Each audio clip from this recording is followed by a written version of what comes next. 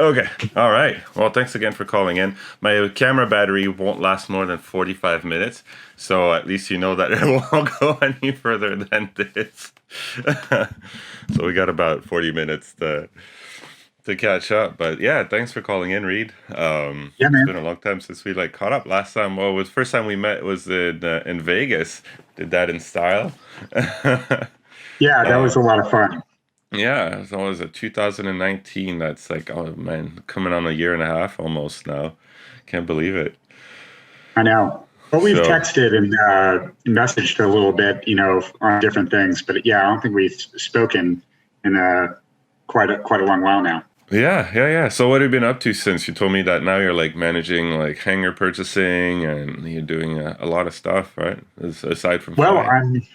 I'm really busy since we met. I took on a new role with a new employer. It's a railroad, and I still live in Atlanta, Georgia, and I came to this company for really the leadership opportunities and the chance to grow, and that's happened. I've been really fortunate to go to initial training twice in the last 14 months, and I got a type rating on the Embraer Praetor 500 and the Challenger Nice. 605. So I've grown in the technical flying side, but meanwhile, kind of on the professional development side, I've started my MBA at Penn State University, and there's just a lot of leadership opportunities with management type projects at this new company. So Yeah.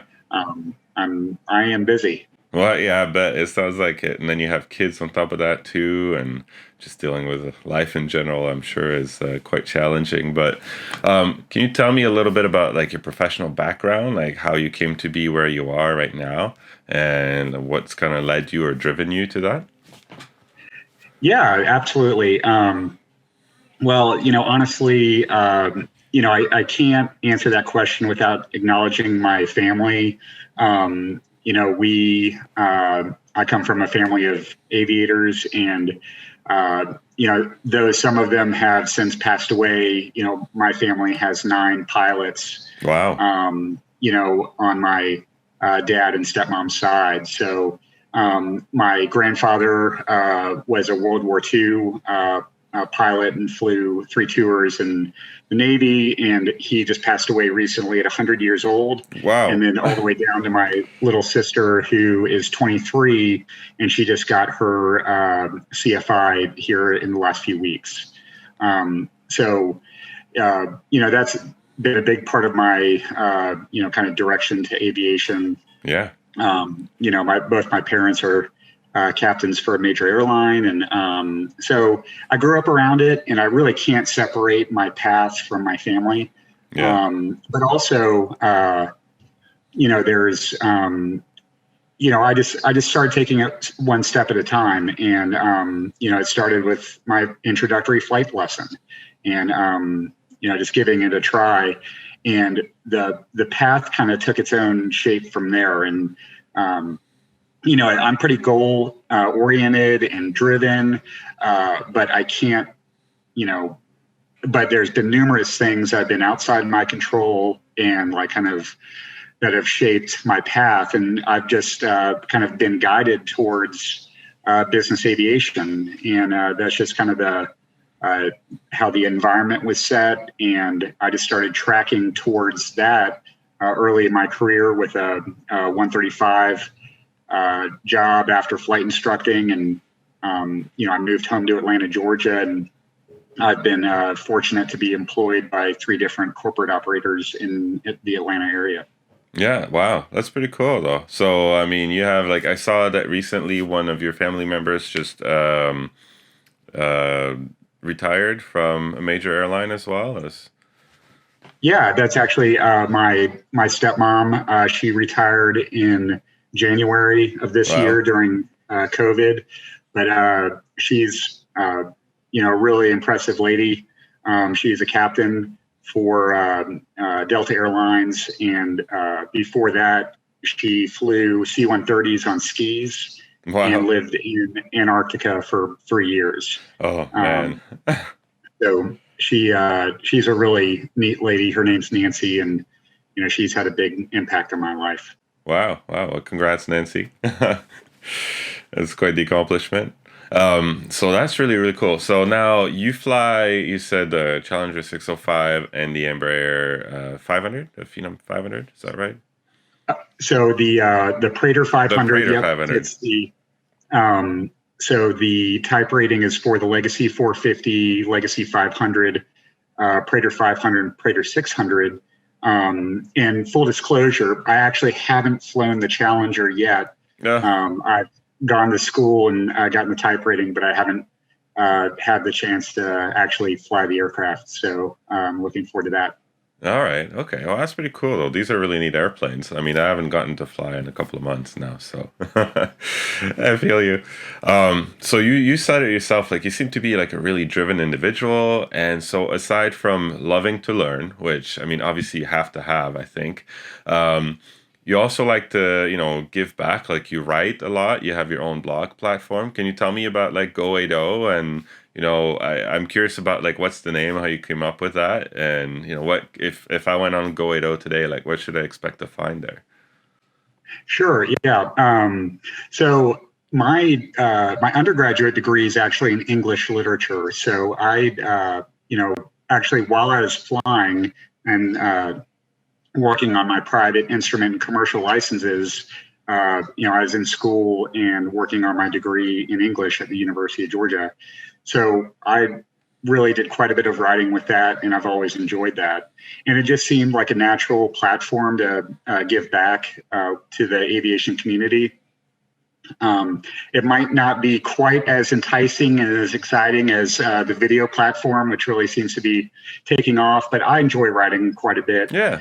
And basically what I do, Go 80 started because I found myself having the same conversations over and over again. And I love helping other people progress in their own aviation journeys.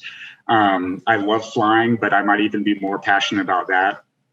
And I just found myself having these same conversations over and over again. So I started writing them down.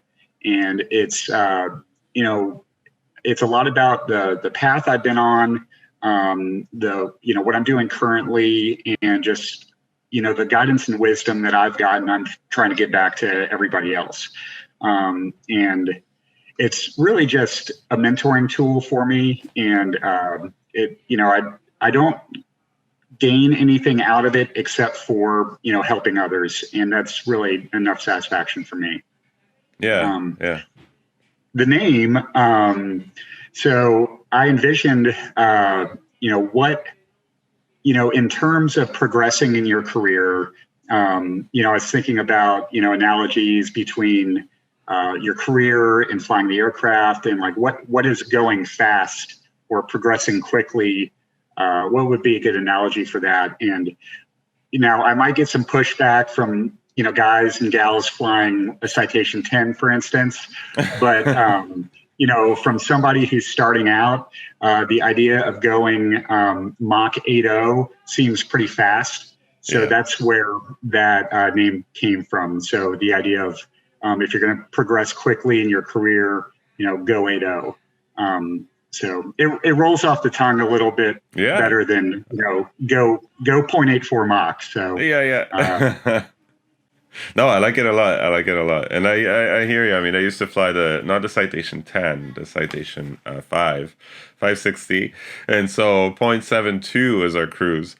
So 80 is like, ooh. We hear like other airplanes having to slow down to 80 and like behind us to be able to. Yeah, I guess it's all relative.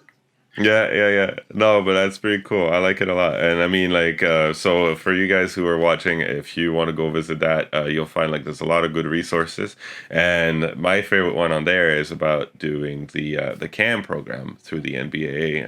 I've read a lot of it, and I keep asking him questions because somehow there's always many questions. But tell me about that. Like, when we got to know each other through the 2019 nominations for the NBAA Top 40 Under 40. So congrats. Fist bump.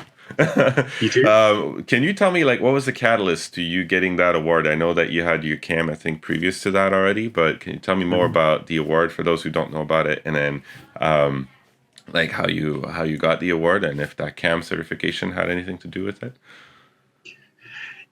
Yeah, John, I think it did. I think the reason I was nominated for that was probably a combination of both, the CAM, earning the CAM certification previously in 2018, and then those mentoring efforts to give back, and specifically in relation to the CAM program. I mentioned before, I find myself having these same conversations, and so I started writing them down.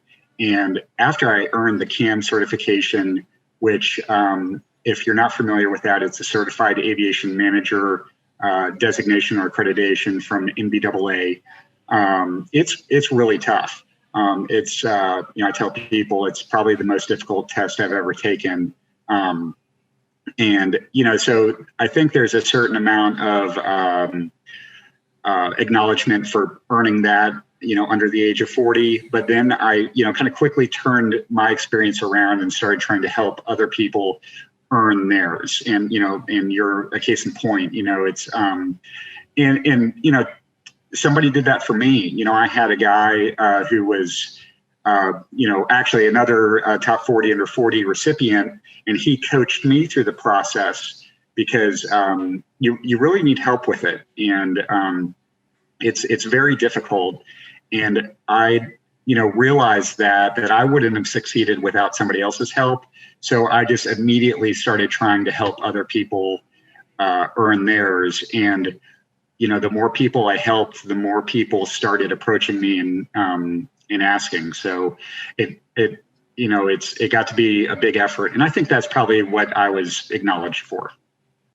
That's pretty awesome. So what does the CAM certification involve? Like, if you were to try to explain that to someone and say, like, that's what it's all about, and this is why you went after it, or why someone should go after it.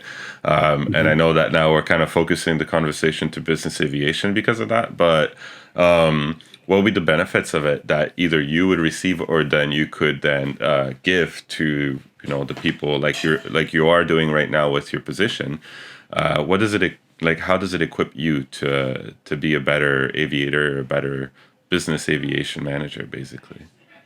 Yeah, so I think the word I'd latch on to there in your last sentence would be like a business aviation professional. Mm, Because what I really try to explain to people is that this is not, the CAM certification is not limited to aviators or pilots. It is for, business aviation professionals.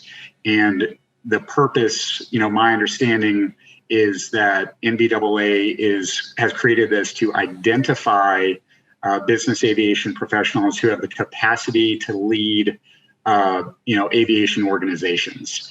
And I say it like that because, um, you know, I feel like the traditional model, particularly with flight departments, is that um, often pilots become the managers or leaders, and usually it's predicated on whoever's been there the longest.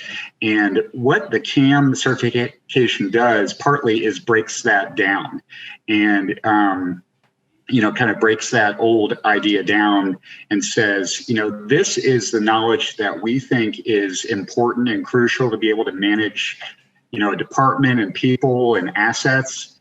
So if you know this, regardless of whether you're a pilot, a maintenance technician, an HR professional, or a CFO, you are equipped to manage this flight department. And so, like I said, I've really latched onto that word business aviation professional rather than aviator. But, to say it succinctly, what I tell people is the CAM really, what I learned from the CAM is I learned the business of business aviation. There's 5 domains, and yes, it includes flight operations, which are, an obvious piece, a very recognizable piece of what we do. And there's maintenance, which is obviously also very recognizable, but there's also a leadership component and there's a business management component. And, it just really, it broadens your aviation skill set to, beyond the cockpit or the hangar floor. Yeah, no, absolutely. I mean, like, I don't know if you can see behind me, but I got the bookshelf with the CAM library on there. It's about like 30, 40 pounds worth of books. and, Yeah. and yeah, like, going through the first, here, I'll show you which, going through this one here, you can see my progress so far. But yeah, I mean, one of those books will really expand on what business aviation is about. And like you said, it's not only about the flying aspect. And as you get to mature in the corporate aviation or business aviation world, you get to realize that, like, especially as pilots, we're so, focused on our own world and on our own task that we often forget of like everything that goes on before we even push the start button, and get to open, to see an airplane. There's a whole team back there, like, backing us up and getting people to that airplane so that we can go somewhere. And it's pretty impressive to get to read, and like, it's eye opening for me. Even I've been in that for a lot of years now, and realizing the scope of that operation that stands behind just getting an airplane off the ground. It's pretty humbling. And I'm grateful for all the great people that are helping me in that work. But like you said, I think that it would be great to be able to expand, even just for pilots, the vision, the horizon of what it means to be a business aviation professional. Like I said, I like that a lot, because I think that professionalism encompasses so much more than just being able to fly a plane. So going forward, if you were to tell a pilot, like, I don't know, I'm sure that not everybody can or is willing to pursue this sort of certification. I know that I'm going through it, but like I said, right now with the kids and everything, it's a challenge. And the NBAA, I know, is now putting together a 6-month to CAM program that can help people with that. Is that something that you'd recommend to those looking? Yeah, absolutely. That is a terrific program, and I was fortunate to be able to contribute to that here last year during their inaugural year, where they rolled that out to the first class of CAM candidates.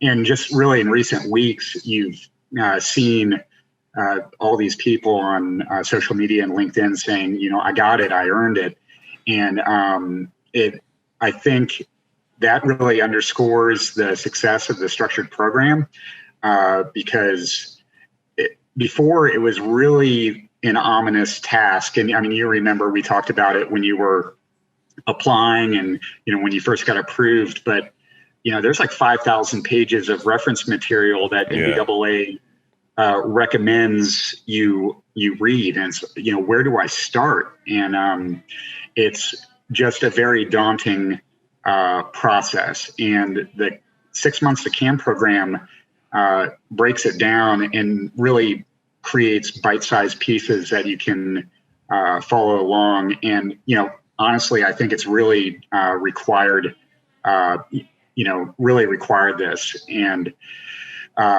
so I created one webinar to, help CAM candidates build their CAM library. And actually, speaking of those 5,000 pages of material, break it down into, chunks of, or make decisions about, am I going to, study this virtually? Am I going to get the physical books? What about the materials that I need to download? Where do I put those? Should I print them up? And really getting the materials organized before you jump into the actual studying. And one reason I really latched on to that aspect of it was because, I found doing that myself that just compiling the documents and the books really is the first step in the studying process. I mean, just knowing The names of the, dozens of advisory circulars starts to help you say or think like, this is where I'm going to locate this information. So there is just so much, there are just so many resources. Just kind of sifting through them initially is the first step, in my opinion. Yeah, absolutely. Yeah, no, structure is a big thing, and it's exciting to see this turning into something that's going to be, I think, reshaping business aviation professionals in the future. To me, like, I think that my dream is that once I'm done with it, we can bring something similar to Canada, because I mean, corporate aviation in Canada is so much smaller than it is in the US, but it's still a big business tool that a lot of people use. And as professionals in the middle, trying to help these people achieve their own goals, I feel like to create something like this that we can then bring to corporate aviation would be a huge asset to the whole, like just a corporate aviation in general, right? Not just pilots. So, what about you? Like, how do you see this influencing the future of aviation? Let's say, even if it were in your own bubble, like in your own circle, or the program in general, like nationally, do you see it as a driving force, as something that could bring some big changes down the road? Yeah, I think it will. That's a great question. Going back to my earlier statement about the, whoever's been here longest ultimately becomes the leader. And, I've had experiences, as I'm sure many people have, where that's not necessarily the best person for that position. And I think what the CAM will serve to do is really kind of redefine the framework of the flight departments, the structure. It might help. I don't know, move away from the seniority-based model and kind of shift us towards a more merit-based model, which is, that's something that I think would be good.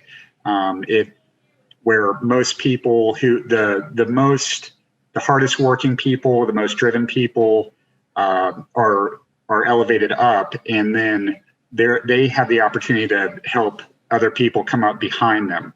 And in the broader industry, I think that's a possibility through this program. And that's what I'm trying to do at my organization. And I've actually created a CAM program, a study program, and CAM library at my organization here in the last several months.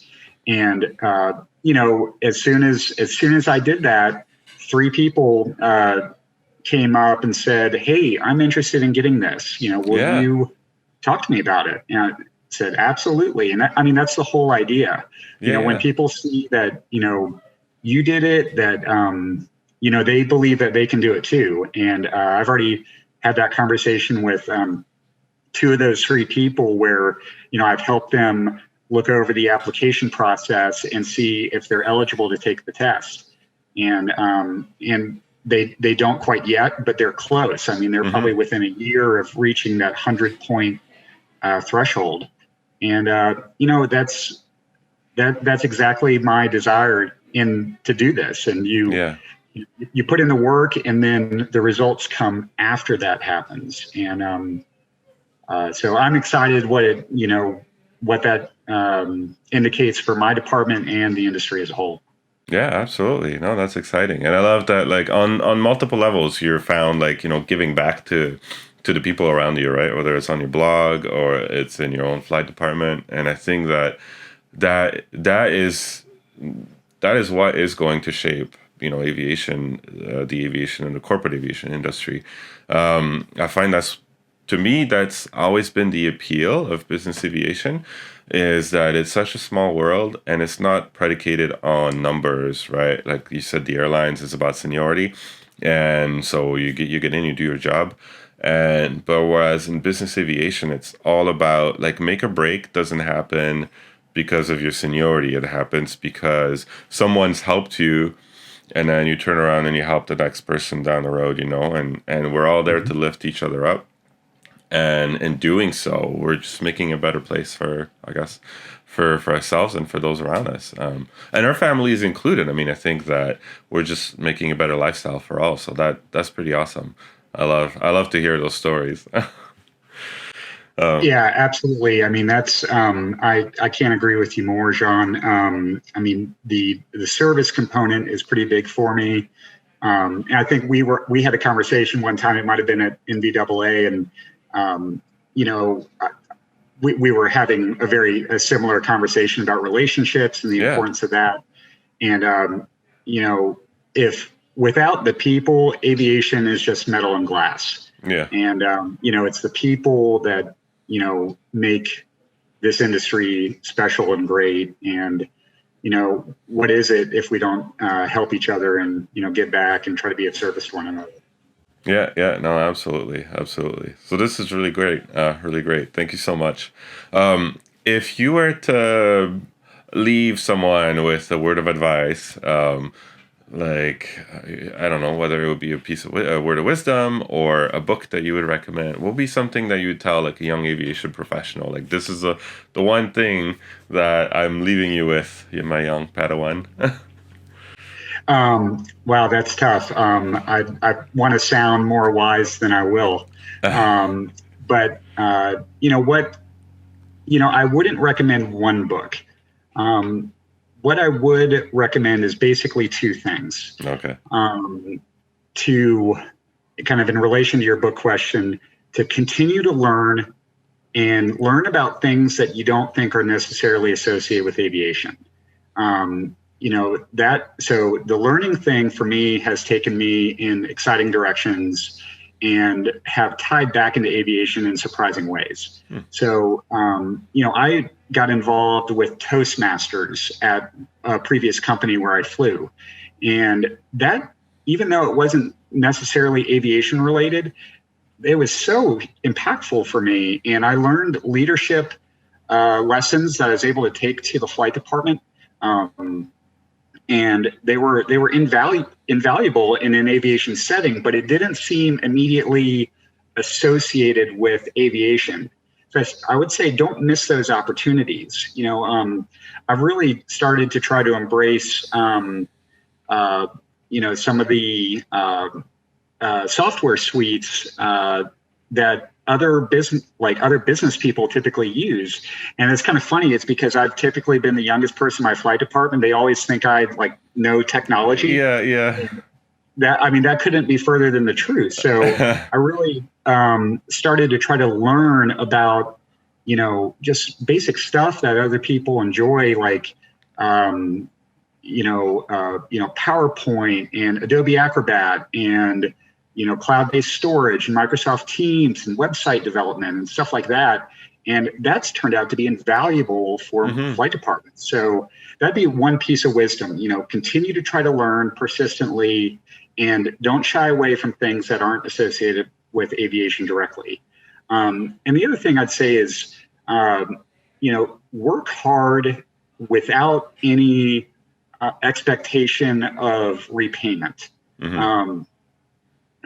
I find that, that tends to be a limiting mindset for a lot of people in aviation, that, that there should be this cause and effect relationship to the effort I put in, that, if you want me to do this, I want to get, this benefit or this job or promotion. And I found that to be a really limiting mindset when I look around at other people. I tend to try to work hard and put in the extra effort, and with no expectation of repayment. And the funny thing is, I have been repaid over and over and over again, in terms of opportunities and relationships and and even the tangible, benefits and stuff that everybody, wants to earn. I found that you really need to put in the effort first, without any guarantee of what's to come, but it usually comes. Mm-hmm. Yeah, no, absolutely. I love this. I absolutely love this. Work hard and never stop learning are absolutely true. I think that, I mean, they're universal, but in aviation, even more so, because they have opened more doors, like you said, for myself too, than I would ever imagined. And in the end, you know, when you're tasked with something, it is something that I'm trying to teach my kids. And well, you know, when I teach them, I guess it's a basic leadership principle. I keep trying to remind myself that too. I'm like, if I'm teaching this to my kids, I really have to live it myself. But I tell them, you know, like, when you're given a task, do it to the best of your ability. You know, and in the end, yeah, people will make mistake and nobody's perfect. But what people will see is the attitude that you had pushing through that, not necessarily like the end all, the end result, because they're so afraid of making mistakes and they're so afraid of getting it wrong. I'm like, don't worry about that. Like, show me that you're doing your best and that you're having a good attitude through it, and that's really what matters, right? And a lot of people mix the two, and I feel like they always go for the results, and they think that the ends justify the means, but it's really the opposite, right? So, like I said, I try to teach my kids that, so it pushes me to have to live it out. But yeah, no, I absolutely love it. Thank you for that. That you sounded absolutely very wise, perfectly wise there.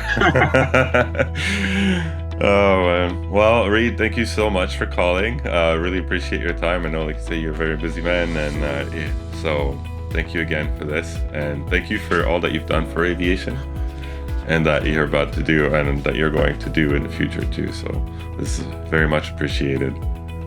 Well, absolutely, Jean, and the pleasure is all mine, and I look forward to seeing you again in person and your beautiful family. Oh yeah, absolutely. We'll have to meet up at the NBAA again soon. When all this is over. All right. Well, thank you again. Thank you.